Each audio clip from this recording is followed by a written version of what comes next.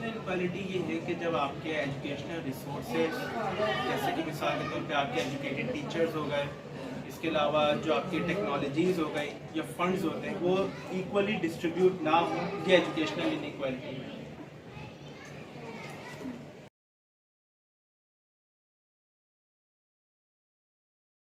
Of course they have a particular advantage इस तरीके से कि जिन स्कूल्स के अंदर टेक्नोलॉजी होती है वो ऑफकोर्स उन टेक्नोलॉजी को बच्चों को यूज़ करना सिखाते हैं। तो एज कंपैरिजन अगर हम बात करें कि वो स्कूल जिसके पास टेक्नोलॉजी है उनके जो बच्चे वहाँ पे पढ़ेंगे वो टेक्नोलॉजी यूज़ करना सीखेंगे, वो जो न्यू वर्ल्ड है, मॉडर्न वर्ल्ड है, उससे रिलेट करेंगे। लेकिन वो बच्चे जहाँ पे जो कि टेक्नोलॉजिकल एडवांसमेंट को नहीं समझते या उनसे वाबस्ता नहीं रहते, तो वो माशरे के अंदर या दुनिया के अंदर पीछे रह जाते हैं। तो ऑफ कोर्स ये मैटर करता है।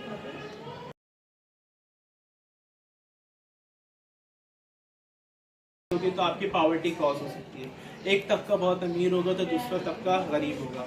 इसके अलावा वो ड्रग एडिक्ट्स हो सकते हैं। क्यों?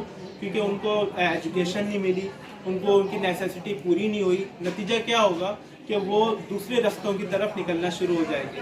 होमलेसनेस बढ़ेगी, होमलेस लोग होंगे ज़्यादा से ज़्यादा, क्योंकि उनके पास अपनी बेसिक नेसेसिटीज पूरी करने की कैपेबिलिटी ही नहीं होती। इसके अलावा जो है इनसफिशेंट हेल्थ केयर होगी कि आप जो मिसाल के तौर पे एक बंदे का जब एजुकेटेड नहीं होता, उसके अंदर एक शाइस्तगी नहीं होती, तो वो अपनी केयर भी नहीं कर रहा होता।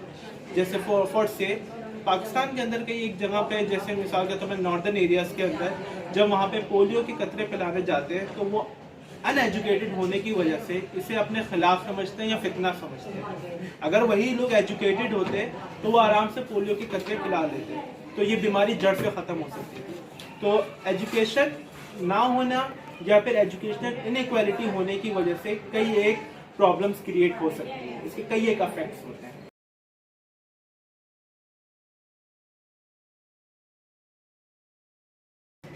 एजुकेशनल डिफरेंस जो है पाकिस्तान के इंस्टीट्यूट और बाहर के इंस्टीट्यूट में ज़्यादा नहीं है। जो यहाँ के बहुत अच्छे एजुकेशनल इंस्टीट्यूट जैसे नस्ट हो गया, फास्ट हो गया, NED वगैरह हो गई, इनके पास भी अच्छी खासी टेक्नोलॉजीज़ हैं और इनके जो प्रोडक्ट यानी स्टूडेंट्स जो निकलते हैं वो बहुत जो है उन्होंने अपने दुनिया में काम किए हैं। हाँ, डिफरेंस एक छोटा सा बस ये आता है कि प्रैक्टिकल अप्रोच का डिफरेंस आता है। फॉर से बाहर जो है प्रैक्टिकल अप्रोच को बहुत ज़्यादा प्रेफर किया जाता है कि अगर फॉर से आप इंजीनियरिंग कर रहे हैं तो आप प्रैक्टिकली जाके इंजीनियरिंग कर रहे होते हैं, अगर आप मेडिकल कर रहे हैं आप प्रैक्टिकली मेडिकल कर रहे होते हैं। यहाँ पे थ्योरेटिकल बैकग्राउंड भी इंक्लूड होता है। तो भाई ये थोड़ा सा डिफरेंस है, वरना यहाँ के जो इंस्टीट्यूट्स हैं उनका भी दुनिया में नाम है।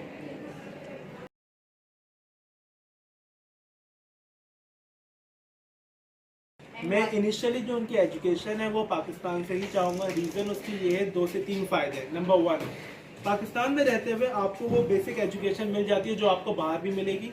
सबसे बड़ा जो एडवांटेज होता है वो एडवांटेज ये होता है कि आपको जो है लाइक एक्सपेंस आपका कम आता है। जैसे कई एक मेरे स्कूल में ही कई एक बच्चे जहाँ पे मैं पढ़ाता हूँ कि कनाडा से बच्चे यहाँ पे पढ़ने आ रहे हैं। क्यों? क्योंकि एजुकेशनल एक्सपेंस यहाँ का लो है, यहाँ पे क्वालिटी एजुकेशन भी अवेलेबल है, तभी बाहर से लोग यहाँ पे पढ़ने आ रहे हैं। तो मैं इनिशियली यही चाहूँगा कि जो इनिशियल एजुकेशन है लाइक फॉर टिल बैचलर्स, यहाँ पे अच्छी एजुकेशन मिल जाती है और बहुत ही अफोर्डेबल प्राइस में मिल जाती है, सपोर्टिव सिस्टम है। तो मैं इनिशियली यही चाहूँगा कि वो यहाँ पे पढ़े, फिर वो मास्टर्स वगैरह के लिए, हायर एजुकेशन के लिए बेशक वो बाहर जा सकते हैं। सर लेकिन यहाँ से तो बहुत